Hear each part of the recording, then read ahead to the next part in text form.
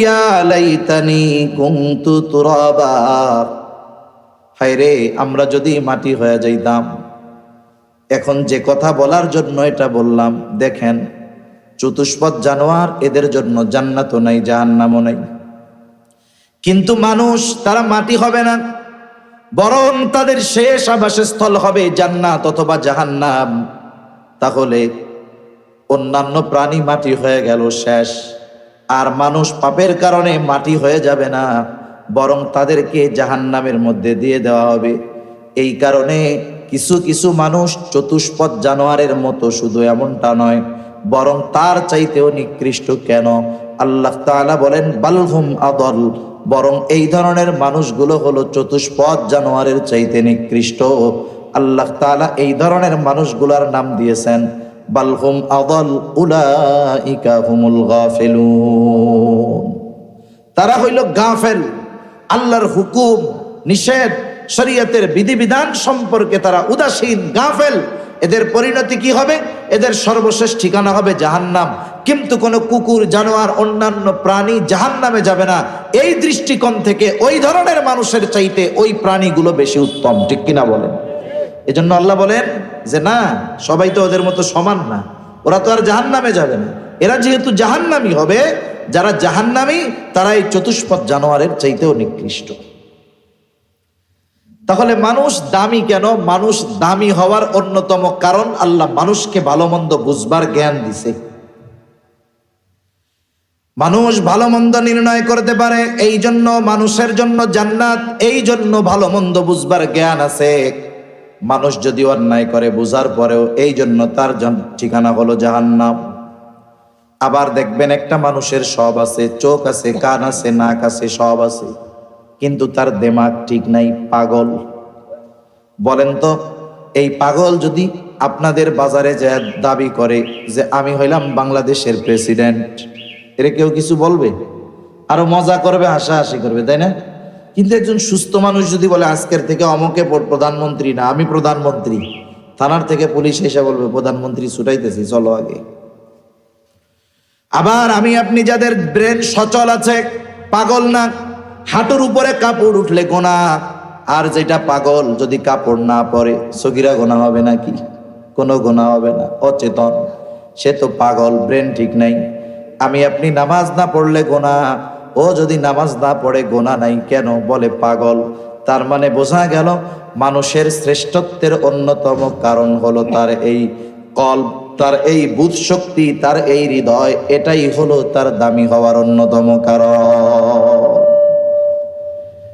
আল্লাহ তাআলা এইরকম মানুষ কেন বানাইছেন আমাদের? তার তো বানানোর একটা উদ্দেশ্য আছে। বানানোর উদ্দেশ্য কি? আল্লাহ হলেন মহাপ্রজ্ঞাময় হাকিম, মহাপ্রজ্ঞাময়, মহাজ্ঞানী। আমার আপনার মতো এইরকম মানুষ আল্লাহ যদি বিনা কারণে বানান, এটা হইতে পারে না।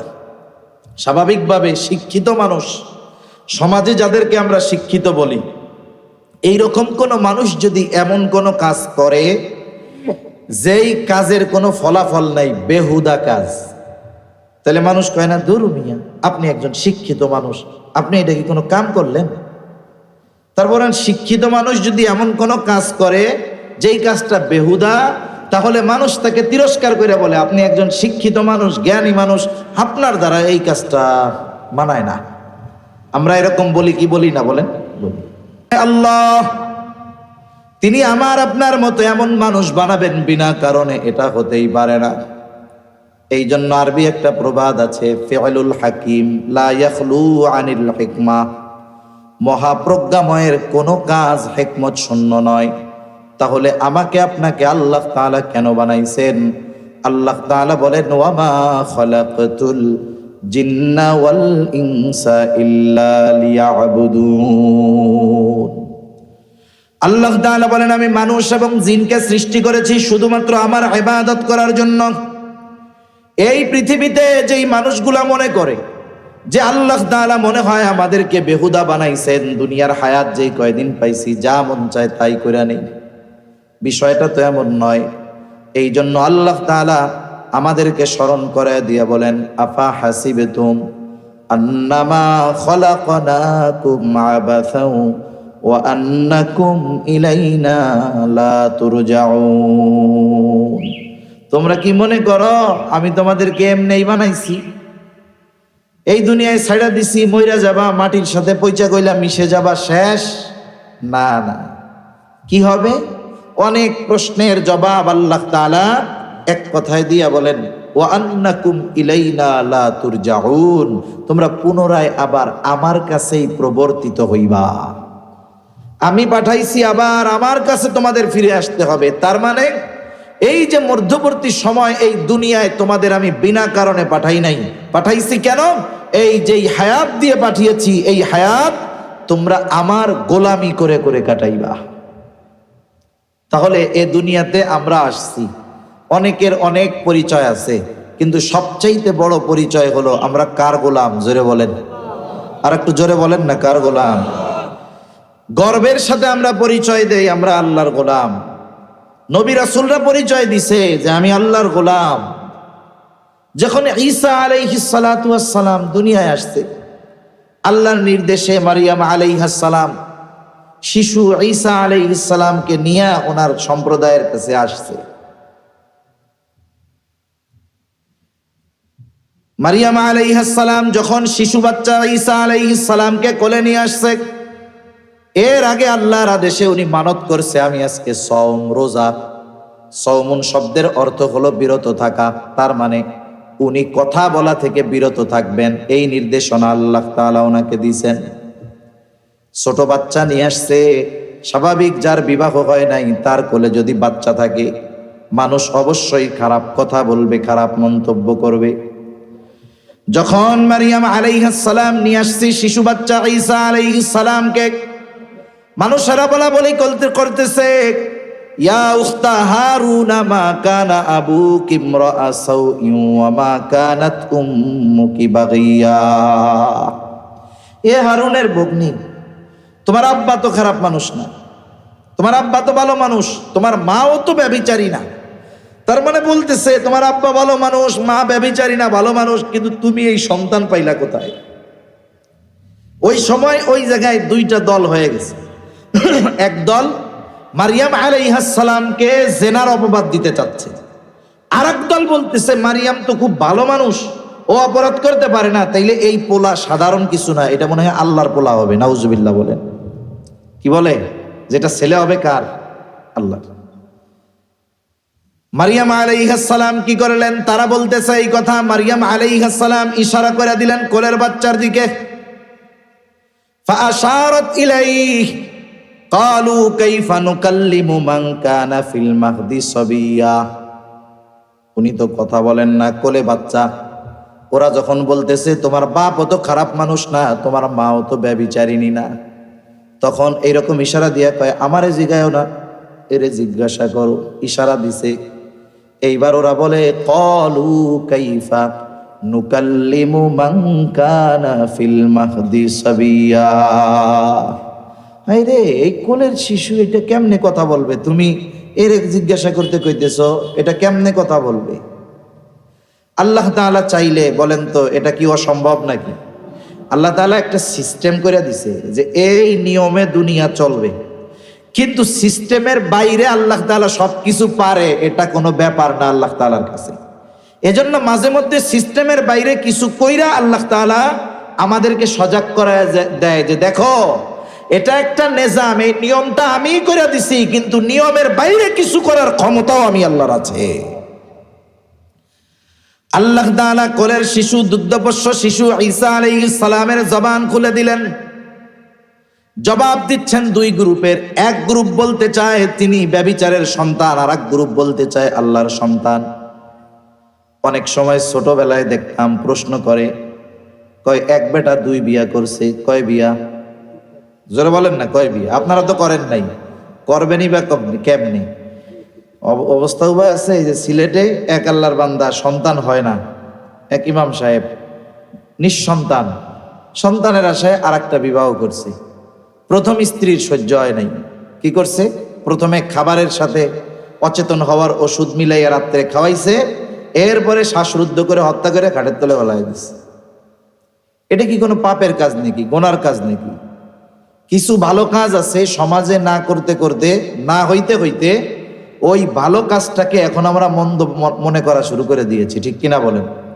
যারা ইনসাফ রক্ষা করতে পারে, যাদের সামর্থ্য আছে, এরা করবে। এরা যদি ঠিকমতো করতো তাইলে দেখা যাইতো যে সমাজে এটাকে খারাপ মনে করা হইতো না, অথচ এটা খারাপের কোনো কিছু না। আর উনি করছে, যতদূর শুনলাম ওনার সন্তান হয় না, এই জন্য উনি দ্বিতীয় বিবাহ করেছে।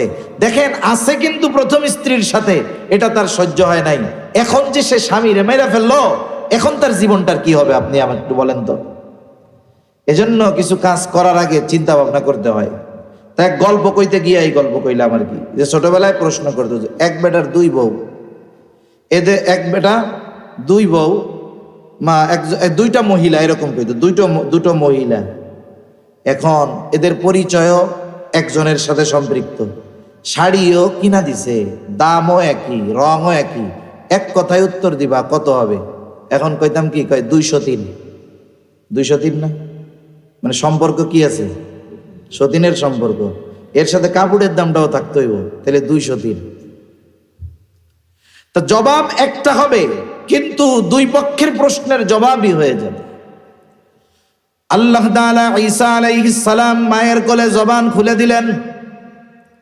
ঈসা আলাইহিস সালাম বলতেছে, ক্বালা ইন্নী আবদুল্লাহ আতানিয়াল কিতাবা ওয়া জাআলানি নাবিয়্যা। এক গ্রুপ বলে এ হলো আল্লাহর সন্তান, আর ঈসা আলাইহিস সালাম বলে না, আমি আল্লাহর সন্তান নয়, আমি হলাম আল্লাহর বান্দা, আল্লাহর গোলাম। এই জন্য আল্লাহ তাআলা কোরআনুল কারীমের মধ্যে জানায়া দেন, খ্রিস্টানেরা তারা বলে ঈসা আলাইহিস সালাম হলো আল্লাহর সন্তান, উযাইর আলাইহিস সালাম আল্লাহর সন্তান। ইহুদিরা বলে ওয়াকালাতিল ইয়াহুদু উযাইরুন ইবনুল্লাহ, ইহুদিরা বলে উযাইর আলাইহিস সালাম হলো আল্লাহর সন্তান, নাউযুবিল্লাহ। আর নাসারা তথা খ্রিস্টানেরা বলে ঈসা আলাইহিস সালাম হলো আল্লাহর সন্তান, নাউযুবিল্লাহ। তাহলে আল্লাহ তাআলার গোলাম হওয়া, আল্লাহর বান্দা হওয়া, এটার দাম সবচাইতে বেশি। আমরা যদি গোলামি তথা আল্লাহর গোলাম যথাযথভাবে হতে পারি, তাইলে আমাদের দাম বেশি। অনেক সময় স্বাধীন জিনিসের দাম থাকে না, আটক জিনিসের দাম থাকে। আকাশে পাখি উড়ে যাইতেছে, এক ঝাঁক টিয়া পাখি, আপনি আপনার বন্ধুরে বলতেছেন কত সুন্দর দেখছস টিয়া পাখিগুলা। এখন বন্ধু কইল 200 টাকা দে, ওইগুলা সব মালিক তুই। 5 টাকা দিবেন আপনি? 10 টাকা 20 টাকা দিবেন? দূর বেটা, পাখি যতই থাকে এগুলো ছাড়া, এটা 1 টাকা দিয়ে তো আমি কিনুম না। কিন্তু ওই পাখিগুলোর মধ্যে থেকে যদি একটা পাখি খাঁচায় বইরা আপনার কাছে আনা হয়, 1000 টাকা দাম দিয়ে আপনি কিনা নিবেন। ওই স্বাধীন পাখি কিনেন নাই, গোলাম পাখি কিনবেন, আটক পাখি কিনবেন। কেন? এটা যখন আটক হয়ে গেছে, খাঁচায় বন্দী হয়েছে, এর দাম মানুষের কাছে বেড়ে গেছে। অনুরূপভাবে আমরা ততক্ষণ আল্লাহর কাছে দামি হইতে পারবো না যতক্ষণ না আল্লাহর নির্দেশিত শরীয়তের খাঁচায় আমরা বন্দী না হব। যদি আল্লাহর বিধিনিষেধের খাঁচায় আমরা বন্দী হয়ে যাই, দুনিয়ার মানুষ হয়তো দেখবে যে আমরা একটা নির্দিষ্ট গণ্ডির মধ্যে আটকে গিয়েছি, দেখুক, কিন্তু আরশে আজিমের মালিকের কাছে আমাদের দাম বাইরা যাবে, ঠিক কিনা বলেন? এজন্য যেহেতু আল্লাহর গোলাম, আমরা গোলামি করব কার? এই যে গোলামির নামই হইল ঈমান, আমল। নেক আমল আমরা করব, নেক আমলের মাধ্যমে আল্লাহ তাআলার গোলামির পরিচয় আমরা দান করব। যে আয়াতটা আমি আপনাদের খেদমতে তিলাওয়াত করেছি, নারী হোক পুরুষ হোক, আমরা সবাই তো আল্লাহর গোলাম, নাকি? আল্লাহ তাআলা সৃষ্টিগতভাবে নারী এবং পুরুষের মধ্যে কিছু পার্থক্য রাখছেন। সৃষ্টিগতভাবে পার্থক্য কি আছে এটা তো বলার দরকার নেই, এমনিই বুঝবেন। কোন পুরুষ চাইলেই সন্তান ধারণ করতে পারবে না, কোন পুরুষ চাইলেই সন্তানকে দুধ পান করাতে পারবে না। আল্লাহ তাআলা এইরকম কিছু পার্থক্য নারী পুরুষের মধ্যে আল্লাহ দিয়ে দিয়েছেন। সৃষ্টিগত পার্থক্য, বিধানগত কিছু পার্থক্য নারী পুরুষের মধ্যে আছে। আবার দেখেন, শরীয়তের যেই পার্থক্যগুলো আছে এগুলো খুব ছোট, তেমন বড় কিছু না। কিন্তু ইসলাম বিদ্বেষীরা যেই পার্থক্যটা নিয়ে ইসলামের ব্যাপারে সবচাইতে বেশি কটাক্ষ করে, এই ব্যাপারটা হলো যে সম্পদ বন্টনের ক্ষেত্রে তারা বলে যে ইসলাম পুরুষকে বেশি দিয়েছে, নারীকে কম দিয়েছে। নাউজুবিল্লাহ বলেন। যেহেতু কথায় কথা আসলো একটু বইলেই দেই। মনে করেন একজন চাকরি করে, তার বেতন হলো 20,000 টাকা, আর একজন চাকরি করে, তার বেতন হলো 50,000 টাকা। বলেন তো 50,000 বেশি না 20,000 বেশি? 50,000 বেশি। কিন্তু মাস শেষে 50,000 যে বেতন পায়, তার 50,000 খরচ হইয়া মাঝে মধ্যে ঋণও করা লাগে। কিন্তু 20,000 যে বেতন পায়, তার 10,000 খরচ হয়, আরো 10,000 থাকে। এখন বলেন তো মাসের শেষে, বছরের শেষে আসলে বেশি আছে কার? নারী আর পুরুষের ক্ষেত্রে বিষয়টা এরকম। দেখা যায় পুরুষের বেশি, নারীর কম, কিন্তু পুরুষের যা আছে ওই রকম খরচও আছে। আর নারীর দেখা যায় কম, কিন্তু যা আছে ওইখান থেকে কোনো খরচ তার নাই। বরং নারীর ওইটুক থাকার পরেও তার ব্যয় করারও কোনো প্রয়োজন নাই, কারণ তার গোটা হায়াতের ব্যয় নির্ভর একের পর এক আল্লাহ তাআলা এক একজনের উপরে ওয়াজিব করে দিয়েছেন। মনে করেন একজনের মেয়ে হইল, মেয়ে হওয়ার পর থেকে নিয়ে একেবারে বিবাহ পর্যন্ত, বিবাহ 12 বছরে হোক, 14 বছরে হোক, 20 বছরে হোক, 30 বছরে হোক, যতদিন বিবাহ না হবে ততদিন পর্যন্ত মেয়ের সব খরচ চালাইতে পিতা বাধ্য। কিন্তু ছেলের ক্ষেত্রে একটা ছেলে যখন বালেগ হয়ে যাবে, বালেগ প্রাপ্তবয়স্ক, সরকারি হিসাবে যদিও বলা হয় 18 বছর, কিন্তু আহাদ্দুল বুলুগ হাদিসের ভাষায় বালেগ হওয়ার সর্বশেষ সীমা হলো 15 বছর। আরবি হিসাবে 15 বছর হইলে ইংরেজি হিসাবে 14.5 বছরের একটু বেশি মনে হয়। তার মানে একটা ছেলে 14.5 বছর হওয়ার পরে সে বালেগ হয়েই যাবে, এর আগেও হইতে পারে। কিন্তু একটা ছেলে যখন বালেগ হয়ে যায়, বালেগ হওয়ার পরে ওই ছেলের খরচ চালাইতে পিতা বাধ্য নয়, তার উপরে ওয়াজিব না। তখন যদি পিতা বলে তুমি বালেগ হয়ে গেছো, এখন তুমি ইনকাম করে খাও, আমারে খাওয়াও, এ কথা বলার অধিকার পিতার আছে। কিন্তু বলেন তো মেয়েটা যদি বালেগা হয়ে যায়, বিবাহ হওয়ার আগ পর্যন্ত পিতার এই কথা বলার সুযোগ নাই যে তুমি বালেগা হয়ে গেছো, এখন থেকে তোমার খরচ আমি আর চালাইতে পারবো না। এ কথা বলার অধিকার আছে? তার মানে দেখেন, বাপের ঘরে থাকতেই জিতা গেছে মেয়ে, বিবাহ হওয়ার আগ পর্যন্ত বাপ খরচ চালাইতে বাধ্য। ছেলের ক্ষেত্রে বালেগ হওয়া পর্যন্ত বাধ্য। এরপরে যদি বাবা ছেলের খরচ দিয়ে লেখাপড়া করায়, এরপরে যদি অন্যান্য কিছু করে, সেটা বাপের ইচ্ছা, কিন্তু বাপ বাধ্য নয়। এরপরে মেয়ের বিবাহ হয়ে গেল, ছেলে খুব ভালো, সব সুন্দর, দেখতেও চেহারা বংশ সব ভালো, কিন্তু বিয়ার সময় বলতেছে কি যে আমি বিবাহ করতে রাজি আছি, কিন্তু আপনাকে মাইয়ার কোনো খরচ চালাইতে পারব না। বলেন তো এই কথা যদি কেউ বলে, কোনো বাপ রাজি হবে নাকি? লাঠি নিয়ে পিটাই, বোঝে বিয়ে করতে আইসোস কে, বাঘ এই জায়গার থেকে।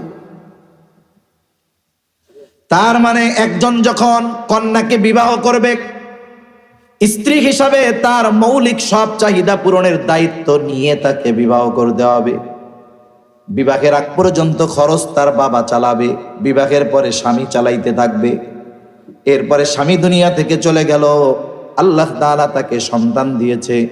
আল্লাহ রব্বুল আলামিন স্পেশাল ভাবে মা বাবার ব্যাপারে আয়াত নাজিল করে বিধান জারি করে জানায় দিয়েছেন যে ওই মা বাবা যতদিন বেঁচে থাকবে, মা যতদিন বেঁচে থাকবে, তার খরচ চালাইতে সন্তানদেরকে আল্লাহ বাধ্য করে দিয়েছে।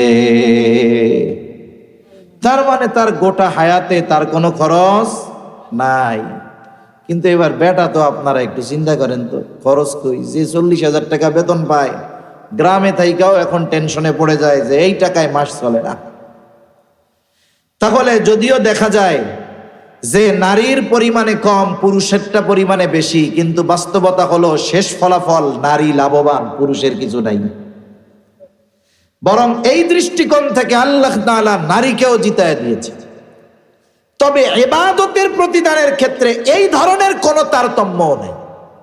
আমাদের দেশে অনেক গার্মেন্টস ফ্যাক্টরি আছে, অনেক জায়গায় অনেক নারী বাধ্য হয়ে কাজ করে। দেখবেন একই কাজ নারীও করে, পুরুষও করে।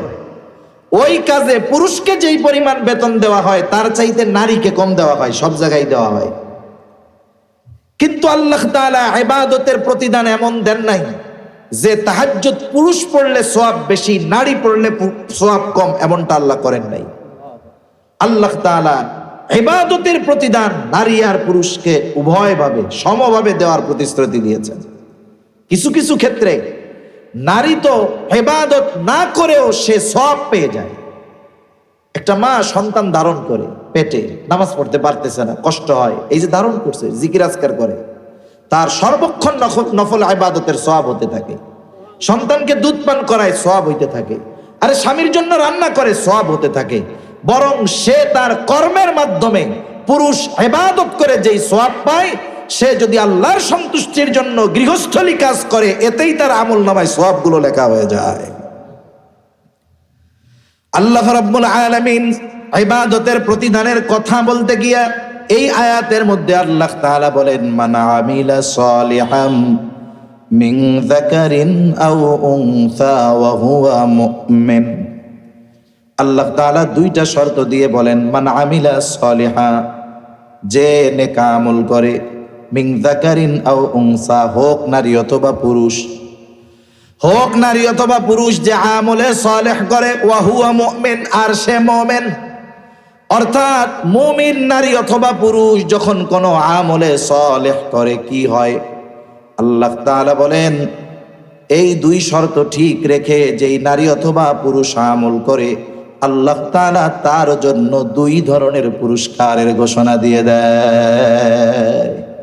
কয় ধরনের পুরস্কার? দুই ধরনের পুরস্কার। যেই দুই ধরনের পুরস্কার আমরা সকলে চাই, সকলেই আশা করি যে এই দুই ধরনের পুরস্কার যেন আমরা পাই। এক ধরনের পুরস্কার আল্লাহ তাআলা দেন দুনিয়ায়, কোথায় দেয়? আর এক ধরনের পুরস্কার আল্লাহ তাআলা দেবেন আখিরাতে। তাহলে শর্ত কয়টা? জোরে বলেন। দুইটা। আপনারা কি কথা বুঝতেছেন নাকি? ঘুম আসতেছে মনে হয়। তাকবীর দেন তো, নারায়ে তাকবীর। আর একটু জোরে, নারায়ে তাকবীর। মাশাআল্লাহ। আপনাদের এলাকায় গাছগাছালি বেশি তো ঠান্ডাও মনে একটু আগে আগে পড়ছে, লেগে একটু ঘুমও তাড়াতাড়ি আয়। আল্লাহ তাআলা বলেন ঈমান অবস্থায় নারী অথবা পুরুষ যদি নেক আমল করে, এক নাম্বার শর্ত ঈমান। ঈমানবিহীন কোনো আমল আল্লাহ তাআলার কাছে গৃহীত হয় না, সেটা ছোট হোক আর বড় হোক, ঈমান লাগবেই লাগবে। আর ঈমানটা হতে হবে নিখুঁত। ঈমান যদি শিরক মিশ্রিত হয়, ভেজাল ঈমান হয়, খুঁতওয়ালা ঈমান হয়, তাহলে ওই ঈমানদারের আমল টিকে না, বরং ওগুলো নষ্ট হয়ে যায়। আমি মাঝে মধ্যে উদাহরণটা দিয়ে থাকি। এখন তো মোটর আছে, টিউবওয়েল আছে, পানির ব্যবস্থা যখন খুশি তখন পাওয়া যায়। গ্রামে আমরাও ছোটবেলায় দেখেছি মানুষ রাতের বেলায় সকালের জরুরত সারার জন্য পুকুর থেকে পানি আইনা রাখতো, কেউ খাল থেকে, কেউ নদী থেকে। মনে করেন দুইজনে দুইটা বালতি নিয়ে গেছে, এশার নামাজের পরে বালতি ভরপুর করে রাখবে, যাতে করে ফজরের সময় জরুরত সারতে পারে, ওযু সারতে পারে। একজনের বালতি তার মধ্যে কোনো ত্রুটি নাই, আর একজনের বালতি নিচে একটু ছিদ্র। যার বালতি ছিদ্র সে পানি পরিপূর্ণ ভরপুর করে আনছে, আর যার বালতি কোনো ত্রুটি নাই, ছিদ্র নাই, সে অর্ধেক বালতি পূরণ করে পানি আনছে। এইবার দুইজন এশার নামাজের পরে বাড়ির সামনে তাদের পানির বালতি রেখে দিল। বলেন তো 7, 8, 9 ঘন্টা পর কি দেখা যাবে? যার বালতি ছিদ্র ছিল কিন্তু ভরপুর করে আনছে, দেখা যাবে সকাল বেলায় তার বালতির মধ্যে পানি নাই। কিন্তু যার বালতি অর্ধেক ভরে আনছে অথবা তার কম আনছে, কিন্তু বালতির মধ্যে কোনো ছিদ্র না থাকার কারণে, ত্রুটি বিচ্যুতি না থাকার কারণে সে পানি যতটুকু রাখবে ততটুকুই টিকে যাবে। আপনি যদি ঈমানটারে ধরেন, বালতি আর আমলকে যদি মনে করেন পানি, তাহলে বালতি যদি ছিদ্র হয় পানি কিন্তু থাকবে না। এই জন্য ঈমানটাকে খাঁটি করার দরকার, ঈমানটাকে খাঁটি করার দরকার, শিরিক মুক্ত করার দরকার। আল্লাহর একত্ববাদের উপরে যথাযথভাবে বিশ্বাস স্থাপন করা দরকার। জীবনের প্রতিটা ক্ষেত্রে এই ইয়াকিন, এই বিশ্বাস থাকা দরকার যে আমার স্রষ্টা আল্লাহ, আমাকে রিজিক দেন আল্লাহ, আমার রব আল্লাহ, সব প্রয়োজন মিটান আল্লাহ, আমার আল্লাহ, আখিরাতের প্রতি বিশ্বাস, আল্লাহ তাআলার প্রতি বিশ্বাস, এইগুলোকে যখন দৃঢ়ভাবে আমরা অন্তরে ধারণ করতে পারবো, আমাদের ত্রুটি, আমাদের পাত্রটা ত্রুটি মুক্ত হয়ে যাবে। এইবার ওই পাত্রের মধ্যে যতটুকু পানি ঢালবো ততটুকুই অবশিষ্ট থাকবে, কখনো কমবে না। এই জন্য ঈমানের উপরে গুরুত্ব বেশি দেওয়া হয়েছে। নবীজিও বলেন, আখলিস দীনাকা ইয়াকফিকাল আমালুল কলিল। নবীজি বলেন, তোমার ঈমান খাঁটি করো, অল্প আমল নাজাতের জন্য যথেষ্ট হয়ে যাবে। অনেক সময় আমরাও মনে করি আবেদ মনে হয় বেশি ইবাদত করলে আবেদ হয়ে যায়। না না, ঈমান ঠিক রাইখা হারাম বিষয় থেকে বাঁচলেই বড় আবেদ হওয়া যায়। প্রসিদ্ধ একটা হাদিস আছে তিরমিজির মধ্যে, আবু হুরায়রা রাদিয়াল্লাহু তাআলা আনহুকে নবীজি সাল্লাল্লাহু আলাইহি ওয়াসাল্লাম গুরুত্বপূর্ণ কিছু নসিহত করেছেন। এর মধ্যে একটা হলো, আল্লাহর রাসূল সাল্লাল্লাহু আলাইহি ওয়াসাল্লাম বলেন, ইয়া আবা হুরায়রা ইত্তাকিল মাহারিমা তাকুন আবাদান নাস। তুমি নিষিদ্ধ বিষয়গুলো থেকে বাঁচো, হারাম বিষয় থেকে বাঁচো। তাকুন আবাদান নাস, তাহলে তুমি মানুষের মধ্যে সবচাইতে বড় আবেদ হয়ে যাইবা। এখন একজনের ঈমানের ত্রুটি, ইবাদত অনেক করতেছে, কাজ হবে না, কিন্তু তার ঈমান ত্রুটি মুক্ত, গুনার থেকে বাঁচতেছে। আমল যদি অল্প করে, দুনিয়ার মানুষ যা বলে বলুক, নবীর ভাষায় সে প্রকৃত আবেদ হয়ে যাবে। ঠিক কিনা বলেন? আমি ঈমান নিয়ে লম্বা কথা বলার ইচ্ছা নাই, এই জন্য আমি ওইদিকে বেশি যাচ্ছি না। তাহলে এক নম্বর শর্ত, ঈমান লাগবেই লাগবে, এটা ছাড়া হবেই না, কম্পালসারি। দুই নাম্বার, আল্লাহ তাআলা বলেন আমলে সালেহ। একটা হলো শুধু আমল, আর একটা হলো আমলে সালেহ। আমল অনেকেই করে, কিন্তু আমলে সালেহ সবারটা হয় না। আমল এটা একটা আম শব্দ, ব্যাপক শব্দ। করাও কাজ, করাও আমল, না করাও আমল। ভালো কাজও আমল, মন্দ কাজও আমল। ঠিক কিনা বলেন? কিন্তু আমলে সালেহ এটা শুধু আমল বা শুধু কর্ম নয়, এটা সৎকর্ম। আর বুজুর্গানে দিন বলেন, আমলে সালেহ ওই আমল যেই আমল আল্লাহ তাআলার কাছে কবুল হবার যোগ্যতা রাখে। আমরা যে আমল করি, নামাজ পড়ি, সব নামাজ কি আল্লাহর কাছে কবুল হবে? সব দান সাদকা, সবার ভালো কাজ তো কবুল হয় না। এখন সে কাজটা করছে, কবুল যদি হয় আমলে সালেহ, আর যদি কবুল না হয় ওটা সাধারণ আমল। আল্লাহ তাআলার কাছে আমল কবুল হওয়ার কিছু শর্ত আছে। ওই শর্তগুলোকে ঠিক রেখে আমি আপনি যদি কোনো আমল করতে পারি, আমল ছোট হোক, ওটা আল্লাহ তাআলার কাছে গৃহীত হয়ে যায়, কবুল হয়ে যায়। এই জন্য আমল কবুলের কিছু শর্ত মুফাসসিরিনে কেরাম আমাদেরকে জানায়া দেন। আমি আপনি যদি ঈমান ঠিক আছে, আমলটা যদি আল্লাহর কাছে কবুল করাতে চাই, এক নাম্বার যেই আমলটা আমি আপনি করব, আমার টার্গেট থাকতে হবে আমার এই আমলটা দুনিয়ার কোনো মানুষকে সন্তুষ্ট করার জন্য নয়, দুনিয়ার কোনো মানুষকে দেখানোর জন্য নয়। আমার ওই আমলটা একমাত্র আমি যার জন্য করব তিনি কে? ছোট আমলও যদি আল্লাহর জন্য করা হয়, আল্লাহ এতে খুশি হয়ে যায়। বিশাল আমল আল্লাহর জন্য করা হয় নাই, ওই আমল যত বৃহৎ হোক, যত বড় হোক, আল্লাহ তাআলা ওই আমলের দ্বারা খুশি হন না।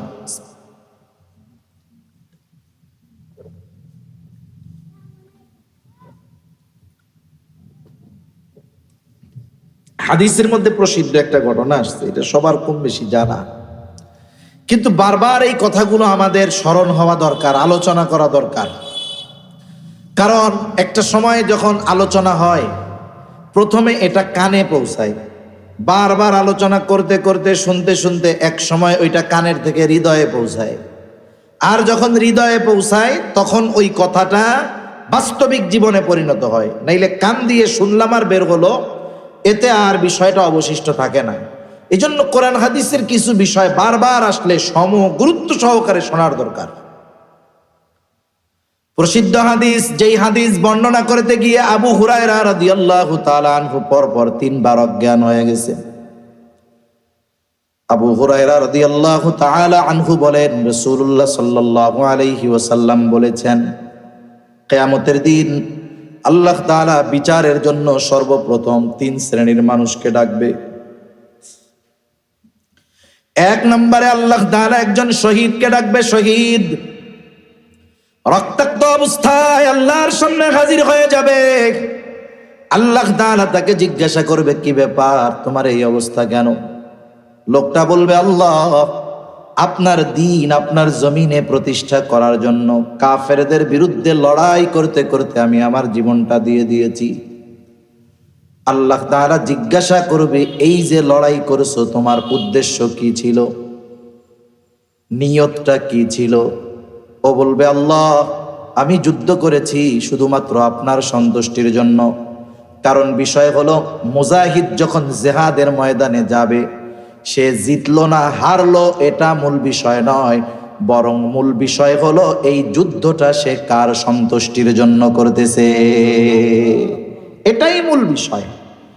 মনে করেন যারা আল্লাহর জন্য যুদ্ধ করে এরা মরে গেলেও হারে না, এরা মরে যায় ঠিক, এরা কি হয় না, হারে না। এই যে ফিলিস্তিনের নিরহ মাজলুম মুসলমানদেরকে ইসরায়েলিরা বিনা বিচারে নির্বিচারে হত্যা করতেছে, একের পর এক তাদের নেতাদেরকে হত্যা করে ফেলতেছে। এরা মরে যাচ্ছে ঠিক, কিন্তু এরা হেরে যাচ্ছে না। কারণ অনেক সময় মৃত্যুর মাধ্যমে চূড়ান্ত বিজয় অর্জিত হয়, ঠিক কিনা বলেন? ইতিহাসের অনেক ঘটনা এরকম বলা যাবে। আমি আবার ওই দিক যাইতে গেলে আমার আলোচনা অন্যদিকে চলে যাবে। এখন মূল বিষয় হলো, আল্লাহর সন্তুষ্টির জন্য যদি কারো জীবন উৎসর্গ হয়ে যায়, সে যেই দলের পক্ষে জিহাদ করতে গেছে দল হাইরা গেছে, কিন্তু সে লড়াইটা করেছে আল্লাহর জন্য, দল হেরে যান, সে পরাজিত নয় বরং সে জয়ী, ঠিক কিনা বলেন? কিন্তু সে যুদ্ধ করতে গেছে, দল জিতছে, কিন্তু সে জিহাদ করছে নিজের বাহাদুরি প্রকাশ করার জন্য। বলেন তো, দল জিতেছে ঠিক, সে মারাও গেছে ঠিক, কিন্তু সে জিততে পারে নাই। এজন্য দেখেন জিহাদের ময়দানেও ইখলাস দরকার, যে আল্লাহর জন্য করতে হবে। তার মানে আমি মরতে যাচ্ছি, মরার সম্ভাবনা, এখানে উদ্দেশ্য রাখতে হবে, আল্লাহ মরতে আসছি আপনার জন্য। এই জন্য আল্লাহ তাআলা বলেন, নবী আপনি বলেন, ইন্না সালাতি ওয়া নুসুকি ওয়া মাহইয়ায়া ওয়া মামাতি লিল্লাহি রাব্বিল আলামিন।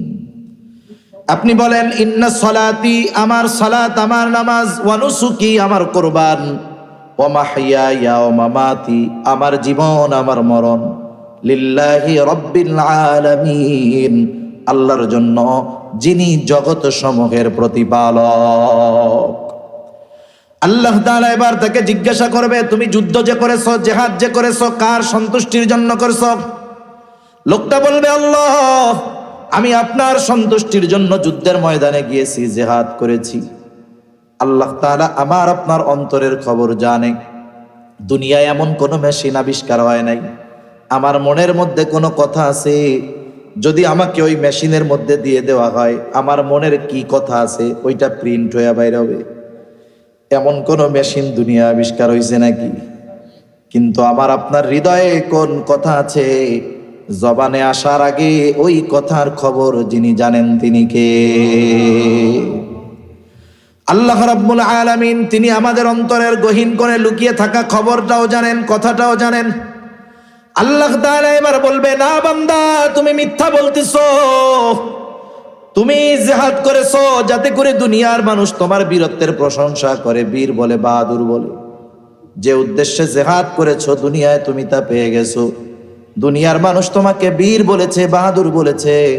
সুতরাং আজকে আমি আল্লাহর তরফ থেকে তোমার জন্য কিছু নাই, তুমি চলে যাও, তোমার ঠিকানা হলো চিরস্থায়ী জাহান্নাম। আল্লাহ তাআলা দ্বিতীয়তে একজন দানবীরকে ডাকবে, জিজ্ঞাসা করবে, তোমাকে আমি সম্পদ দিয়েছিলাম, কি করছো? লোকটা বলবে, আল্লাহ, আপনার দেওয়া সম্পদ আমি গরিবদের মাঝে দান করেছি, মসজিদে দিয়েছি, মাদ্রাসায় দিয়েছি। আল্লাহ তাআলা বলবে, এত কষ্টের উপার্জিত সম্পদ যে দান করলা, উদ্দেশ্যটা কি ছিল? লোকটা বলবে, আল্লাহ, আপনার সন্তুষ্টির জন্যই শুধুমাত্র দান করেছি। আল্লাহ তাআলা বলবে, না বান্দা, তুমি মিথ্যা বলতেছো, তুমি দান করেছো যাতে করে দুনিয়ার মানুষ তোমার দানের প্রশংসা করে। দুনিয়ায় তুমি যে উদ্দেশ্যে দান করেছো সেটা তুমি পেয়ে গেছো, দুনিয়ার মানুষ তোমাকে দানবীর বলছে, সমাজ সেবক বলেছে, গরিবের বন্ধু বলেছে। সুতরাং আজকে আমি আল্লাহর তরফ থেকে তোমার জন্য কিছু নাই, তুমি চলে যাও, তোমার ঠিকানা হলো চিরস্থায়ী জাহান্নাম। এই দুনিয়ায় এমনও মানুষ আছে মসজিদে দান কইরা দান ফেরত লয়ে গেছে, আছে না এরকম? এইরকম মানুষ আছে মাদ্রাসায় দান করছে, মোহতামিম সাহেবরে বলছে আমি একটু ব্যস্ত আছি, এই যে 50,000 টাকা দিয়ে গেলাম, মাহফিলের মধ্যে আমার নামটা একটু কইয়া দিয়ে। কারণ হুজুরের কইতে মরে নাই, রিসিট কাটছে কিন্তু নাম আর কইতে মরে নাই। পরের দিন ফোন চলে আইছে, টাকাটা ফেরত পাঠাই দিয়েন। কেন? নাম কইতে কইছিলাম, কর নাই কেন? তার মানে টাকা আল্লাহর জন্য দিছেনি। 2 বছর আগে এলাকার নাম বলার দরকার নেই, এক এলাকায় একজন মেম্বারই দেখাইছে। নির্বাচনের সময় কতজন কত বুজুর্গ হয়ে যায়, কত সেকুলার ইমানদার হয়ে যায়, আসরের নামাজ পড়লে 5 বারও পড়ে আর কি, অজু থাক আর না থাক। এখন একজন নির্বাচনের সময় মেম্বারিতে খাড়াইছে, এখন সে এক এলাকায় মসজিদে ফ্যান নাই, ফ্যান দান করছে। এখন ঘটনাক্রমে ওই এলাকার মুসল্লিরা, মানুষরা কেউ তারে ভোট দেয় নাই, ওইবার পারে নাই মেম্বার, আস্তে করে ফ্যানগুলো খুলে নিয়ে চলে গেছে। এ দুনিয়ায় এরকম দান করা মানুষ আছে আর কি। তাহলে আল্লাহ তাআলা তাকে জিজ্ঞাসা করবে দান করছো কেন? সে বলবে আপনার সন্তুষ্টির জন্য করেছি। আল্লাহ বলবেন না, মিথ্যা বলতেছো, যে উদ্দেশ্যে দান করছো দুনিয়ায় পেয়ে গেছো। সুতরাং আজকে আমি আল্লাহর তরফ থেকে তোমার জন্য কিছু নাই, তুমি চলে যাও, তোমার ঠিকানা হলো চিরস্থায়ী জাহান্নাম। তৃতীয়তে আল্লাহ তাআলা একজন কারি সাহেবকে ডাকবে, আলেমকে ডাকবে, জিজ্ঞাসা করবে তুমি কোরআন কেন শিক্ষা করেছো, কেন ইলম অর্জন করেছো? লোকটা বলবে আল্লাহ আপনার সন্তুষ্টির জন্য ইলম অর্জন করেছি, কোরআন শিখেছি। আল্লাহ তাআলা বলবে না, তুমি মিথ্যা কথা বলতেছো, তুমি কোরআন শিখেছো যাতে করে দুনিয়ার মানুষ তোমাকে কারি বলে, হাফেজ বলে, আলেম বলে, মুফতি বলে, মুহাদ্দিস বলে, শেখুল হাদিস বলে, তোমাকে বড় ওয়াইজ বলে, তোমার ইলমের প্রশংসা যেন মানুষ করে। এই জন্য তুমি ইলম অর্জন করেছো, দুনিয়ার মানুষ তোমার ইলমের প্রশংসা করেছে, তোমার তিলাওয়াতের প্রশংসা করেছে, তোমার যোগ্যতার প্রশংসা করেছে। যে উদ্দেশ্যে এগুলা শিখছো দুনিয়ায় তুমি তা পেয়ে গেছো। আজকে আমি আল্লাহর তরফ থেকে তোমার জন্য কিছু নাই, তুমি চলে যাও, তোমার ঠিকানা হইল জাহান্নাম। কত বড় বড় ইবাদত আল্লাহর জন্য না হওয়ার কারণে এই ইবাদত আখিরাতে কাজে লাগলো না, লাগবে না, উল্টা ইবাদত কইরা তার জাহান্নামে যাওয়া লাগবে। কারণটা কি? কারণ হলো বলেন তো, ইবাদতের একমাত্র হকদার কে? জোরে বলেন না কে? আল্লাহ। আজকে আশেপাশে তো সব তেজদীপ্ত হুজুররা আসতে মনে হয়, তাই না? আশেপাশে সব বলিষ্ঠ কণ্ঠস্বররা আসতে না, এই জন্য বলিষ্ঠ কণ্ঠে যারা চিল্লাইতে পারে এরা মনে হয় সব গেছে গা ওই জায়গায়। আর এই জায়গায় আল্লাহর রহমতে যারা আছে তারা চিন্তা করেছে হুজুরও ড্যাম ড্যাম, আমরাও চিল্লাইতে মিল্লাইতে পারি না, এই হুজুরের লগে আমরা থাকি। আল্লাহ। তাহলে ইবাদতের একমাত্র হকদার কে? জোরে বলেন না কে? আল্লাহ। বলেন তো, ইবাদত যদি আল্লাহর জন্য না কইরা আরেকজনের জন্য করা হয় তাহলে হক নষ্ট হয় কার? আল্লাহর হক। আবার দেখেন, ইবাদত যদি আল্লাহর সন্তুষ্টি বাদ দিয়ে মাখলুকের সন্তুষ্টির জন্য করা হয় তাহলে এটা হয় শিরক। এটা কি হয়? শিরক। আল্লাহ তাআলা কোরআনুল কারীমের মধ্যে জানায় দেন, আল্লাহ তাআলা এমন কিছু আমল দুনিয়ায় মানুষ করতো যে আমলগুলোকে আল্লাহ তাআলা আল হাবাউল মানসুরে পরিণত করবেন, আল হাবাউল মানসুরে পরিণত করে দিবেন। আল হাবাউল মানসুর কি? ধুলিস্যাৎ করে দেওয়া হবে, কেমন যেন সে সেগুলো করেই নাই। আল হাবাউল মানসুরের ব্যাখ্যায় মুফাসসিরিনে কেরাম বলেন, এখন তো সব জায়গায় কম বেশি বিল্ডিং, টিনের ঘর তেমন খুঁজে পাওয়া যায় না। আগে আমরাও দেখছি টিনের ঘর, আমাদের বাড়ি এখনো টিনের ঘর আছে। মাঝে মধ্যে অনেক টিনের ঘরের বাড়ি উপর থেকে স্ক্রু উঠা যাইতো, উঠা গেলে ওই জায়গাটা ফাঁকা হয়ে যাইতো। এইবার ওই ফাঁকার উপরে যখন রৌদ্র পড়তো, ফাঁকা দিয়ে রৌদ্রের একটা রশ্মি আলো ভিতরে পড়তো, দরজা জানালা সব আটকানো, এরপরে ঘরও পুরো পরিচ্ছন্ন, কিন্তু আলোটা যখন আসতো ওই আলোর রেখার মধ্যে অজস্র ময়লা দেখা যাইত। এমনি কিন্তু কিচ্ছু দেখা যায় না, এই জায়গায় কিছু দেখা যাইতেছে না, কিন্তু ওই ধরনের যদি হাই পাওয়ারের আলো এরকম মারা হয়, দেখবেন ভিতরে অনেক ময়লা। ওটা দেখা যায় কোন সময়? আলো পড়লে। আলো না পড়লে এই জায়গায় কোনো ময়লা নেই, এটা পরিষ্কার জায়গা। মুফাসসিরিন কেরাম বলেন ওই রকম ধুলোয় আল্লাহ তাআলা পরিণত করে দিবে, কেমন যেন কোনো আমলই তারা করে নাই। তাহলে আল্লাহর জন্য না করার কারণে আমল বাতিল। আর ওই আমলটা বাতিল তো হইল, করছিল মানুষকে দেখানোর জন্য, এই দেখা হয়েছে শিরক। তাহলে আমল বাতিল, শিরকের কারণে শাস্তি, গোনা। আমল বাতিল হইল, শিরকের কারণে এবার দাও শাস্তি, জাহান্নাম। তাহলে আমি আপনি আমার আপনার জীবনে যেই আমলটাই করি না কেন, ছোট হোক আর বড় হোক, একমাত্র কার জন্য করব? জোরে বলেন, আল্লাহর জন্য। এখন কথা হইল, অনেকে চিন্তা করতে পারে, অনেক ভণ্ডরা কিন্তু এই কথা বইলা ফাঁসাইয়া দিব যে শোনো, হুজুরি কলব যদি না আসে তাইলে কিন্তু নামাজ পড়লে কাম হইব না, আর হুজুরি কলবের সাথে যদি 2 রাকাত নামাজ পড়ো তাহলে আর জীবনে নামাজ লাগবো না। এখন কথা হইল, এইরকম হুজুরে কলব সহ নামাজ কে পড়তে পারলো এটা তো আর আমরা জানবো না। যদি এমনই হইতো হুজুরে কলব সহ নামাজ 2 রাকাত পড়লে আর নামাজ পড়া লাগবে না, তাইলে আমাদের নবীজির নামাজ পড়া লাগতো না। কারণ ওনার মতো ওই রকম ইখলাসের সাথে ইবাদত আসমানের নিচে জমিনের উপরে আর কারো করার ক্ষমতা নাই। আবার অনেকে শয়তানে ধোঁকা দিবে, হুজুরে যে কথা কইলো আমল টামল যাও করতাম, কি করমু, তো মানুষকে দেখাইতে মন চায়, তার মানে এই আমল কইরা আমল বাতিল হইব, জাহান্নামে যাওয়া লাগবো, তার চেয়ে শয়তানে কবে, তার চেয়ে না করাই ভালো, করিস না কিছু।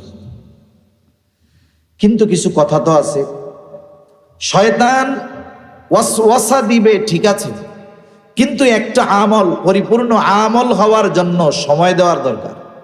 একটা মানুষ যখন নতুন নতুন নামাজি হয়, দেখবেন এর ভাবভঙ্গি একটু ভিন্ন রকম থাকে, একটু ভিন্ন রকম থাকে না, মানে সে চায় আমি নামাজ পড়ি, পাবলিকে একটু দেখুক, একটু ভালো লাগে।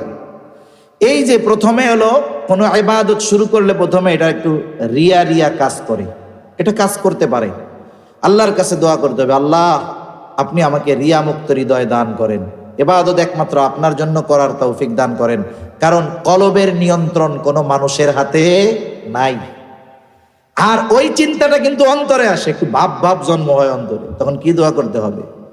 ইয়া মুকাল্লিবাল কুলুব সাব্বিত কলবি আলা দীনিক, সাব্বিত কলবি আলা তাআতিক, দোয়া চালায়া যাইতে হবে। দেখা যাবে এক সময় আল্লাহ তাআলা কলবকে নিয়ন্ত্রণ করে দিবে। এখন আর ইবাদত করলে রিয়া কাজ করে না, এখন হবে আদাত, অভ্যাস। এইবার অভ্যাসের পরে কিছুদিন চলবে, আরে মিয়া এক নামাজ আর কয়দিন মানুষকে দেখাবেন, তার মানে এক সময় রিয়াও শেষ, আদতের স্তর পাড়ি দিয়ে এক সময় ওটা ইখলাসওয়ালা ইবাদতে পরিণত হবে। এই জন্য ইবাদতের উপরে যদি কন্টিনিউ থাকা যায়, ধারাবাহিকতা যদি অর্জন করা যায়, তাহলে ওই ইবাদতের মধ্যে রিয়াও এক সময় থাকে না, ওইটা অভ্যাসগত ইবাদত হয় না, বরং ওই ইবাদতটা এক সময় একমাত্র আল্লাহর জন্যই হয়ে যায়।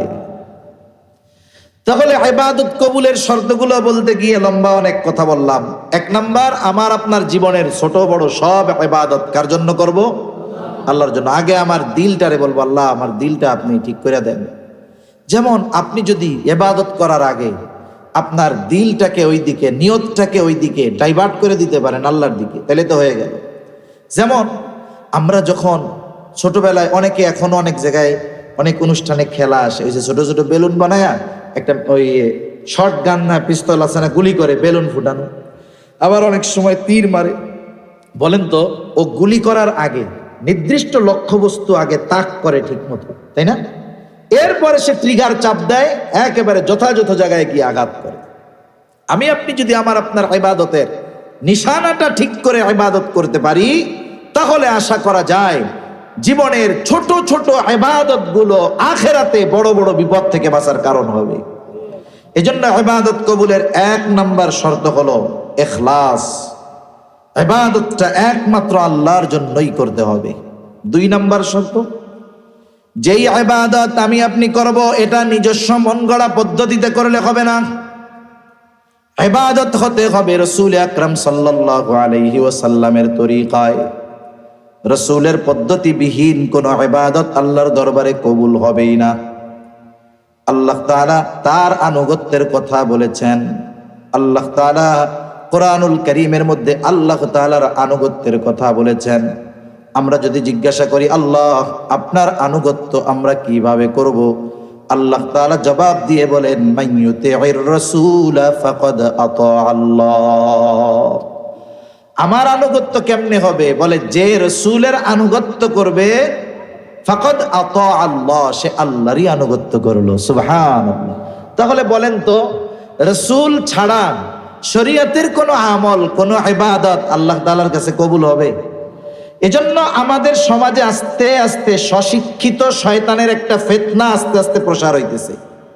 এক গ্রুপ আছে, এরা নিজেদেরকে আহলে কোরআন দাবি করে, হাদিস অস্বীকারী, নবীর হাদিস মানেই না, বলে কোরআন থেকেই সব নিতে হবে। বলেন তো কোরআন কি আল্লাহ তাওরাতের মতো? ওই যে তাওরাত যেমন তুর পর্বতে তক্তাই লেখা একবারে আল্লাহ পাঠায়া দিছে, কোরআন কি ওই রকম আসছে নাকি? কোরআন 23 বছর ব্যাপী আমার আপনার নবীর উপরে নাজিল হয়েছে। এজন্য কেউ যদি নবীর হাদিসকে অস্বীকার করে, নবীকে অস্বীকার করে, নবীর সুন্নাহকে অস্বীকার করে, নিঃসন্দেহে সে কোরআন অস্বীকারী। ঠিক কিনা বলেন? এজন্য যারা বলে আহলে কোরআন, ওরা আসলে কোরআন অস্বীকারী। কারণ কোরআন পাইছো কোত্থেকে?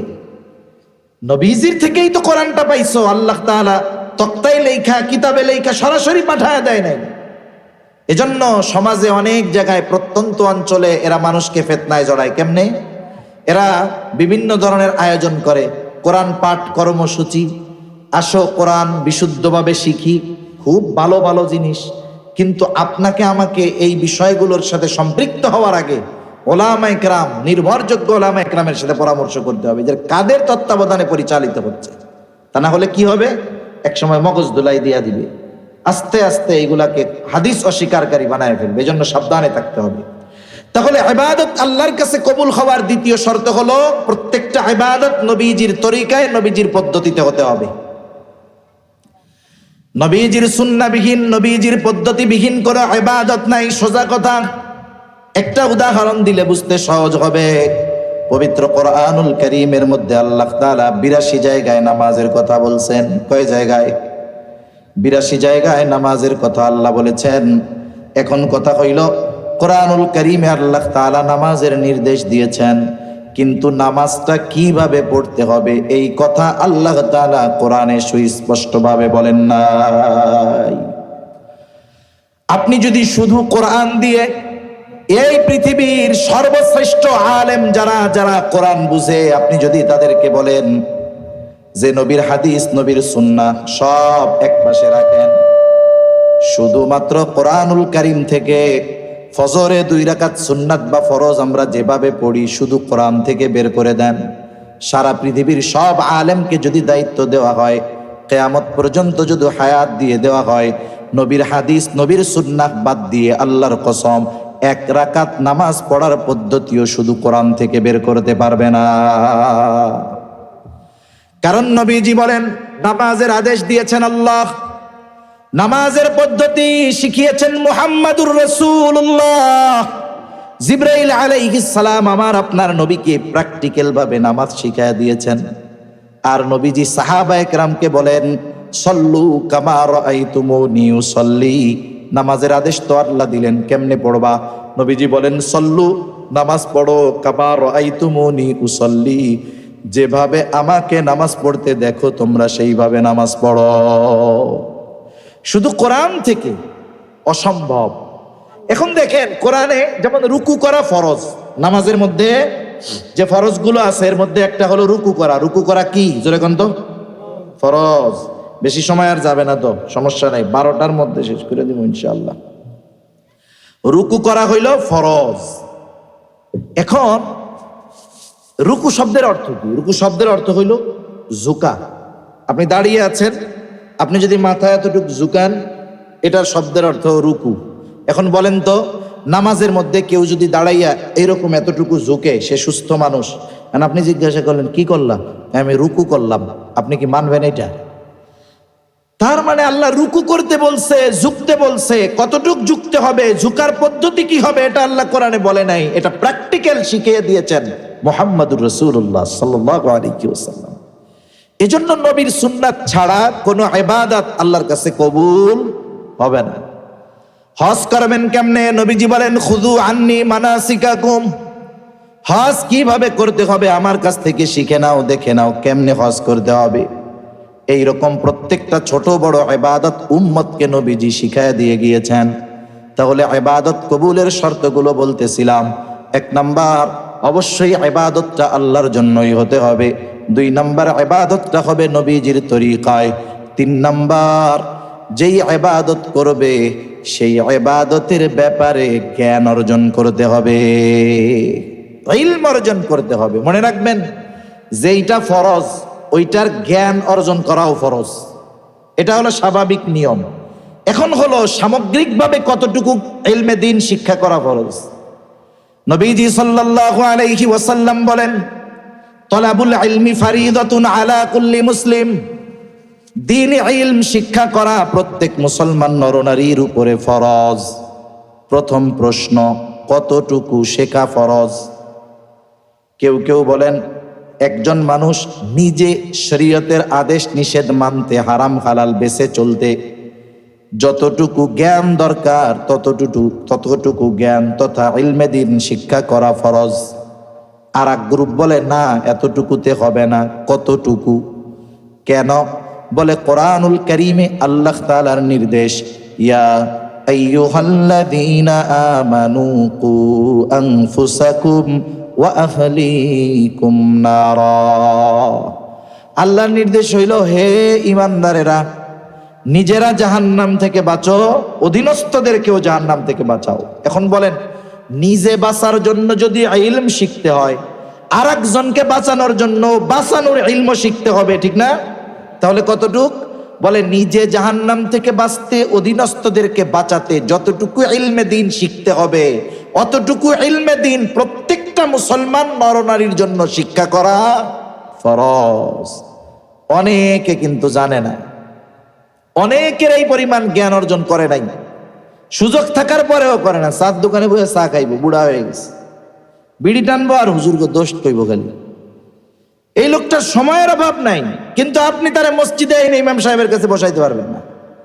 আবার কতজন আছে ইমাম সাহেবের উপরে গরম গরম কথা বলবে, দাঁড়ে কাজ দিয়া করে আমি যে দোয়ায় কোনো পারি না, হুজুরে যদি এটা জানে তাহলে আমার ইজ্জত থাকবো। কথা বোঝেন নাই? অনেক আল্লাহর বান্দা আছে কথা পড়র পড়র কয়, কিন্তু সে যদি ইমামের হাতে ধরা পড়ে যায় তার 12টা বাজে যাইব। আপনাকে নিয়ে বহার দরকার ছিল আমার 9:30টার সময়, তাইলে আমি কিছু কথা আপনাদের সাথে কইতে পারতাম আর কি। আমার আবার মুরব্বীগুলোকে কথা কইতে ভাল লাগে। অনেকে ধরা খায়া যায় যখন জিজ্ঞাসা করা হয়। কত মুসল্লি আমার পরিচিত মানুষ বিতিরের নামাজ অনেক বছর ধরে পড়ে, এখন বিতিরের 3য় রাকাতে সূরা একটা মিলাইয়া এবার দোয়ায় কুনুত পড়বো। হাফেজদের চাইতে দোয়া দুরুদ আর কোরআন শরীফ শুদ্ধভাবে কেউ দ্রুত পড়তে পারে না। এখন আমার 2-3 আয়াত পড়ার আগেই ওনার দোয়া কুনুত শেষ হয়ে যায়। তা একদিন জিজ্ঞাসা করতেছি সম্পর্কে, দাদা জিজ্ঞাসা করি কি ব্যাপার, এত শর্টকাট দোয়া কুনুত পাইলা কই? নামাজ তো এত বছর ধরে পড়ো। পারি না তো, মুখস্থ হয় না, যে কঠিন কুল আল্লাহ দিয়া চালাই দেয়। এখন বলেন যদি তার চেষ্টা থাকতো, না পারতো এক বিষয় ছিল, চেষ্টাই তো নাই, এই জন্য পারে না। এজন্য অনেকে আমরা আছি, সময় আমাদের আছে কিন্তু আমরা শিখতে রাজি নাই। 4 দোকানে বসে সময় নষ্ট করব। যদি কোন যে এত টাইম আছে, তাবলিগ এক চিল্লায় যান গা, ওলামায়ে কেরামের লগে যান, কইয়া দিমুনে ওইখানে শিখাইয়া দিব। আরে আমার সে ব্যস্ত আর কেউ আছে নাকি, কাম কাজ আছে কত, নাতিপুতা রয়েছে, এটি তুই যাওন যায়। সেজন্য সময় বের করে আখেরাতে বাঁচতে হইলে এইগুলো শেখার দরকার আছে না নাই বলেন? আরে যারা আখেরাত মানে না তারা তো মানেই না, তাদের সব শেষ। কিন্তু আমরা আখেরাত বিশ্বাস করেও যদি ধরা খেয়ে যাই আখেরাতে, এর চেয়ে কষ্টের আর কিছু নাই। এজন্য শিখতে হইব। আপনি নামাজে দাঁড়াইছেন, নামাজের মাসলা মাসাইল গুলো শিখতে হবে। নামাজের বাহিরে ভেতরে ফরজ হইল 13টা। কয়টা জোরে কন? বলেন তো ফরজ যদি ছুইটা যায় নামাজ থাকবে নাকি থাকবে না? একজনে নামাজের শেষে সাউ সিজদা দিছে 2টা, দিয়া আবার উইঠা গতানুগতিক ভাবে সালাম টালাম ফিরায় নামাজ শেষ করছে। জিজ্ঞাসা করে কি ব্যাপার, সৌসিদ্ধা দিলি কেন? কয় প্রথম রাকাতে সেজদায় গেছিলাম, একটু বাতাস বাইরে হয়ে গেছে। এখন কণ্ঠ যদি 100 সৌসিদ্ধা দেয় নামাজ হবে? অজু ভেঙে গেলে আর নামাজও থাকে না। তাহলে নামাজের বাহিরে ভেতরে 13 ফরজ। শুরু করার আগে কয়টা, শুরু করার পরে, শুরুতে কয়টা? 6। নামাজের বাহিরে ভিতরে শুরুতে হলো কয়টা? শুরুতে 7টা, ভেতরে 6টা। শুরু কি দিয়া? কাপড় পাক, শরীর পাক, কাপড় পাক, নামাজের জায়গা পাক। এখন বলেন তো গোসলের কিছু ফরজ আছে না নাই? ইবাদত করতে যাবেন কত দিক দিয়ে সংযোগ লাগে দেখেন। আপনার আমার শরীর পাক দরকার, শুধুমাত্র গোসল ফরজ হইলেই শরীর পাক হয় না। আপনি প্রস্রাব করছেন, ঢিলা কুলুক নেন নাই, ভালো মতো পরিষ্কার হন নাই, প্রস্রাব একটু গায়ে লেগে গেছে, বলেন তো শরীর পাক আছে নাকি? তার মানে বোঝা গেল প্রথমটা পাওয়া যায় নাই। এরপরে কাপড় পাক, প্রস্রাব করছেন, ভালো মতো প্রস্রাব নির্গত হয় নাই, ঢিলা কুলুক করেন নাই, বের হয় নাই। স্বাভাবিকভাবে প্রস্রাব নালীর মধ্যে প্রস্রাব থাকে, সবার প্রস্রাব একসাথে বের হয়ে যায় না। বসার থেকে দাঁড়াইলে অনেক সময় প্রস্রাবের ফোঁটা আসে। একটা ফোঁটা প্রস্রাব যদি কারো কাপড়ে লেগে যায়, ওই ফোঁটা প্রস্রাব কাপড়ের উপরে পড়ার পরে যতটুক জায়গায় ছড়ায়, ওই কাপড়টা নামাজ না হওয়ার জন্য যথেষ্ট হয়ে যায়। এই যে কাপড় পাক নাই, তার মানে আপনার তাহারতের মশালাগুলো জানতে হবে, পবিত্রতার মশালাগুলো জানতে হবে, একটার সাথে একটা সংযোগ আছে। তাহলে নামাজের মধ্যে যে ফরজগুলো আছে, মনে করেন লোকটা জানে না, অজান্তে তার যদি কোনো ফরজ ছুটে যায়, সে না জানে না জানুক, কিন্তু তার নামাজ থাকবে না। নামাজের ওয়াজিব 14টা, যদি ছুইটা যায় সাউসিজদা দিতে হবে। কিন্তু সে যদি নামাজের 14টা ওয়াজিবের খবর তার না থাকে, ওয়াজিব ছুইটা গেলে টের পাবে না। নামাজ ভঙ্গের কারণ হইল 19টা। এখন যদি 19টা থেকে একটা কারণ পাওয়া যায়, নামাজ থাকবে না। অথচ নামাজ ভঙ্গের কারণগুলাই নামাজি জানে না। দেখা যাবে প্রত্যেক নামাজে নামাজ ভঙ্গের একাধিক কারণ পাওয়া যাচ্ছে। সে মনে করতেছে আমি তো নামাজ কাজা করি না, কিন্তু দেখা যাবে তার জীবনের অনেক নামাজ হয় না। অজু ভাঙ্গার কারণ 7টা, জানতে হবে। কেন জানতে হবে? বলে অজু যদি ছুইটা যায় নামাজ থাকবে না। এই জন্য মাসলা মাসাইল গুলো জানা কতটা জরুরি। আমরাও চেষ্টা করব, ইমাম সাহেবদেরকে আমরা বলবো, যদি সময় থাকে এশার পরে, মাগরিবের পরে যখন সময় হয়, আবদার করব, বলবো হুজুর আমাদেরকে দৈনিক আধা ঘন্টা সময় দিয়ে এই জরুরতে দিন তথা যতটুকু ইলম অর্জন করার দরকার সবগুলো আপনি আমাদের শিখায়া দেন। এখন সূরা কেরাত শুদ্ধ কম হয়, আপনি যদি ওনার কাছে একটু পড়েন, একটু লজ্জা লাগতে পারে ঠিক, কিন্তু দুনিয়ায় লজ্জা লাগে লাগুক না, আখেরাতের পিডানি থেকে বাঁচা যাইব, ঠিক কিনা গণ? আর যদি দুনিয়ায় এই লজ্জাটুক না ভাঙতে পারেন, তাইলে আখেরাতে পস্তাইতে হবে। এজন্য আপনাদের কাছে অনুরোধ যে নামাজ আপনারা যারাই পড়েন একসাথে সবাই মিলে বসবেন, ফজরের পরে হোক এশার পরে হোক, এই জরুরি বিষয়গুলো মুজাকারা করবেন। মুখস্থ নাই, ইমাম সাহেব শোনাবে, আপনারা 2, 4, 5টা করে করে শিখবেন।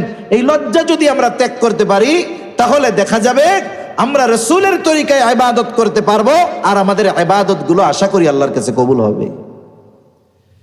তাহলে ইবাদত কবুলের 3 নম্বর শর্ত বলেছিলাম ইলমে দ্বীন। 4 নম্বর শর্ত, শুধু ইবাদত কবুল হওয়ার অন্যতম শর্ত হইল খাবারটা হালাল হতে হবে। খাবার হালালের সাথে সাথে উপার্জনটাও হালাল দরকার। উপার্জনও হালাল হতে হবে, খাবারটাও হালাল হতে হবে। এই 2টা বিষয়ের সমন্বয় থাকা দরকার। কারণ আল্লাহ তাআলা বলেন, ইয়া আইয়ুহার রাসূলু কুলু মিনাত তাইয়্যিবাতি ওয়া'মালু সালিহা। হে রাসূলগণ, আপনারা পবিত্র খান আর আমলে সালেহ করেন। এই কথার অন্তর্নিহিত বিষয়টা কি? বুজুর্গানে দিন বলেন যে আল্লাহ তাআলা সব রাসূলগণকে নির্দেশ দিচ্ছে আপনারা পবিত্র খাবার খান, এরপরে আমলে সালেহ করেন। তার মানে খাবারের কথা আল্লাহ বললো কেন?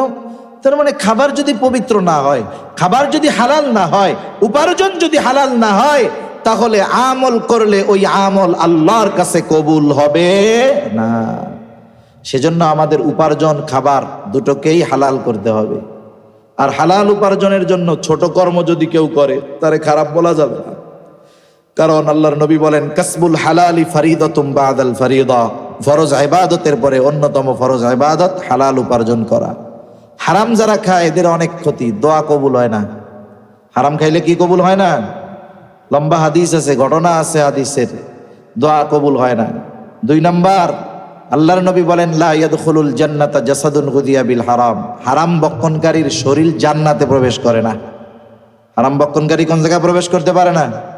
জান্নাতে প্রবেশ করতে পারে না। হারাম বক্ষণকারীর ইবাদতও কবুল হয় না। হারাম বক্ষণকারীর কি ইবাদতও কবুল হয় না। চিন্তা করেন তো, যদি জান্নাতে না যাওয়া যায়, ইবাদত যদি কবুল না হয়, দোয়া যদি কবুল না হয়, এর চাইতে দুর্ভাগ্যের আর কি হতে পারে? এজন্য ঈমানকে পাকাপোক্ত করার সাথে সাথে আমলে সালেহ করতে হবে। আমার আমলগুলো আমলে সালেহ কখন হবে? বলে আমলটা একমাত্র আল্লাহর জন্য হবে, আমলটা নবীজির তরিকায় হবে, আমল যেটা করব সেটার ইলম জ্ঞান আমার থাকবে, সাথে সাথে আমার উপার্জন খাবার দুটোই হালাল হবে। এখন এই 2 শর্ত ঠিক আছে, নারীরও ঠিক আছে, পুরুষেরও ঠিক আছে। পুরস্কার আল্লাহ কয় ধরনের দিবে? জোরে বলেন না, কয় ধরনের? 2 ধরনের। প্রথম ধরনের পুরস্কার আল্লাহ দুনিয়ায় দিবে, কি বলে? ফালা নুহিয়ান্নাহু হায়াতান তাইয়্যিবা, দুনিয়ায় তাকে পবিত্র জিন্দেগি দেওয়া হবে। পবিত্র জিন্দেগির ব্যাখ্যা কি? লম্বা কথা সংক্ষিপ্ত সারেই বলে দেই। অমুখাপেক্ষী, স্বল্পে তুষ্টতা, প্রয়োজন মাফিক রিজক, ইবাদতের মজা আল্লাহ তাআলা তাকে দান করবে। সুবহানাল্লাহ বলেন। দেখেন, একটা মানুষের যদি স্বল্পে তুষ্টতা, মানে যতটুকু পাইছে আল্লাহ পাকের শুকর, এটা যার মধ্যে আছে, দেখবেন তার কোনো আক্ষেপ নাই, তার কোনো টেনশন নাই, তার কোনো ভয় নাই। আল্লাহ তাআলা এই স্বল্পে তুষ্টতার গুণ তাকে দান করবে। তারপরে প্রয়োজন যতটুক দরকার আল্লাহ তাআলা তাকে দান করবে, যে দুনিয়ায় চলতে যতটুক দরকার এটা দিবে, বেশিও আল্লাহ চাইলে দিতে পারে। এরপরে কি দিবে? পবিত্র সুখময় এক শান্তিময় এক জীবন আল্লাহ তাআলা তাকে দান করবে। সাথে সাথে কি দান করবে? ইবাদতের মজা দান করবে। ওই যে মসজিদে গেলে আমাকে ইমাম সাহেব যদি একটু কেরাত লম্বা করে, পেছনের থেকে প্রথমে একজন শুরু করে, ওই ঘড়ি থাকে তো সামনে, কি রে, অন্যান্য দিন ফজরের নামাজ 5:30 শুরু হয়, 34 রুকুতে যায়, আজকে 36 হয়, যায় না কেন? এবার ওনার একটু রোগ শুরু হয়, আল্লাহু আকবার, একজন দিছে, বাকি সবাই জামাতে দেওয়া শুরু করে কাশি। ইমাম সাহেব কি করবে? দুঃখের ঠেলায় কয় আল্লাহু আকবার, রুকুতে জায়গা। এই যে দেখেন, বিরক্ত লাগে কেন? মোবাইলে, টেলিভিশনের দোকানে, গিবতের মজলিসে ঘন্টার পর ঘন্টা গল্প করতে মাজাও ব্যথায় না, পাও ব্যথায় না, মুখও ব্যথায় না, বিরক্তও লাগে না। কিন্তু ওই জায়গায় কালামুল্লাহ শুনতে কেন মজা লাগে না? কারণ আসলে ইবাদতের মজা আমরা হারায় ফেলছি। এক বুজুর্গ বলেন যে ইবাদতের প্রকৃত মজা যদি রাজা বাদশারা টের পাইতো, আর এই মজা যদি যুদ্ধ করে অর্জন করা যাইত, তাহলে রাজা বাদশারা এই মজা পাওয়ার জন্য সৈন্যবাহিনী নিয়ে যুদ্ধে লেগে যাইত। আল্লাহ তাআলার তাফসীরের মধ্যে আসছে যে এই ইবাদতের মজা দান করা হবে। দুনিয়ায় মুসিবত আসবে, আসবে না তা না, এই সব ব্যক্তির উপরেও মুসিবত আসবে। কিন্তু অন্যান্যরা কি করে? বহির্বিশ্বে মুসিবতে পড়লে মদ পান করে, মদ্যশালায় যায়, নেশাগ্রস্ত হয়ে যায়, কেউ আত্মহত্যা করে জীবনটা শেষ করে দেয়। কিন্তু মুমিন ওইটা করবে না। মুমিন বুঝবে হয়তো আল্লাহ আমাকে এটা পরীক্ষা করতেছে, আর এই মুসিবতের পরে হয়তো আমার মর্যাদা আল্লাহ আরো বাড়ায়া দিবে। সুবহানাল্লাহ। এইরকম এক সুন্দর জীবন আল্লাহ দান করবে, যেখানে ডিপ্রেশন নাই, টেনশন নাই, পেরেশানি নাই। আখেরাতে কি দিবে? বলে আখেরাতে যে আল্লাহ কি দিবে এটা কইলে তো আমরা বুঝতে পারবো না। কারণ আল্লাহ তাআলা আখেরাতে এই লোকগুলোরে তো জান্নাত দিবে। এখন জান্নাতে যা আছে এটার মূল পরিচয় বর্ণনা করা আমাদের দ্বারা অসম্ভব। হাদিসে কুদসির ভিতরে আল্লাহ তাআলা বলেন, রাসূল সাল্লাল্লাহু আলাইহি ওয়াসাল্লাম বলেছেন, আল্লাহ বলেন আ'আদতু লিইবাদিয়াস সালিহিন মা লা আইনুন রাআত ওয়ালা উযুনুন সামিআত ওয়ালা খাতারা আলা কলবি বাশার। বলে আমি আমার নেককার বান্দাদের লাগা এমন জান্নাত তৈরি করে রাখছি, মা লা আইনুন রাআত, যেটা কোনো চোখ দেখে নাই, ওয়ালা উযুনুন সামিআত, আরে ওই নেয়ামতের প্রকৃত কথা দুনিয়ার কোন মানুষের কান শোনে নাই, ওয়ালা খাতারা আলা কলবি বাশার, ওই নেয়ামত এমন নেয়ামত ওর চিন্তা কল্পনাও দুনিয়ার মানুষের অন্তর করতে পারে না। সুবহানাল্লাহ। এমন নেয়ামত দিব। এই জন্য আল্লাহ বলেন ওয়ালা নাজজিয়ান্নাহুম আজরাহুম বিআহসানি মা কানু ইয়ামালুন। আসলে আখেরাতে আল্লাহ যা দিবেন তার তুলনায় আমাদের ইবাদত কিছুই না। যদি দুনিয়ার কয়েকদিনের অক্সিজেনের যে নেয়ামত ওইটার যদি বিনিময় আল্লাহ আমাদের থেকে কাইটা নিতেন, তাইলে আমাদের হায়াতের সব ইবাদত দিয়ে দেওয়া লাগতো। এই দুনিয়ার জীবনের কয়দিনের অক্সিজেনের দাম, তাইলে এই ইবাদত দিয়ে আখিরাতে প্রতিদানের আশা করাই তো ভুল। সেই জন্য আল্লাহ বলেন ওয়ালা নাজজিয়ান্নাহুম আজরাহুম বিআহসানি মা কানু ইয়ামালুন। দুনিয়ায় তারা যে আমল করছে ওই আমলের তুলনায় অতি অতি উত্তম অধিক নেয়ামত আমি আল্লাহ তাদেরকে দান করব। সুবহানাল্লাহ। সেজন্য আমরা দুনিয়ার মানুষ, গ্রামের মানুষ সহজ সরল কথা বুঝি, এত প্যাঁচ গোস মায়ের প্যাঁচ বুঝি না। আমরা ইবাদত করবো আল্লাহ লেগে, যা পারি আল্লাহর সন্তুষ্টির জন্য করব, যতটুকু শেখার দরকার শিখবো। এভাবে যদি হায়াতটা অতিবাহিত করতে পারি, দুনিয়ার মানুষ বোকা বলুক, দুনিয়ার মানুষ যা বলে বলুক, আখিরাতটা উজ্জ্বল হয়ে যাবে। আল্লাহ সুবহানাহু ওয়া তাআলা আমাদের সকলকে ঈমানকে ঠিক রেখে, আমল কবুল হওয়ার শর্তগুলোকে ঠিক রেখে যথাযথভাবে আমাদের আমলগুলো করবার তৌফিক দান করেন। সকলে বলি আমিন। ওয়া আখিরু দাওয়ানা আনিল হামদুলিল্লাহি রাব্বিল আলামিন। আসসালামু আলাইকুম ওয়া রাহমাতুল্লাহি ওয়া বারাকাতুহু।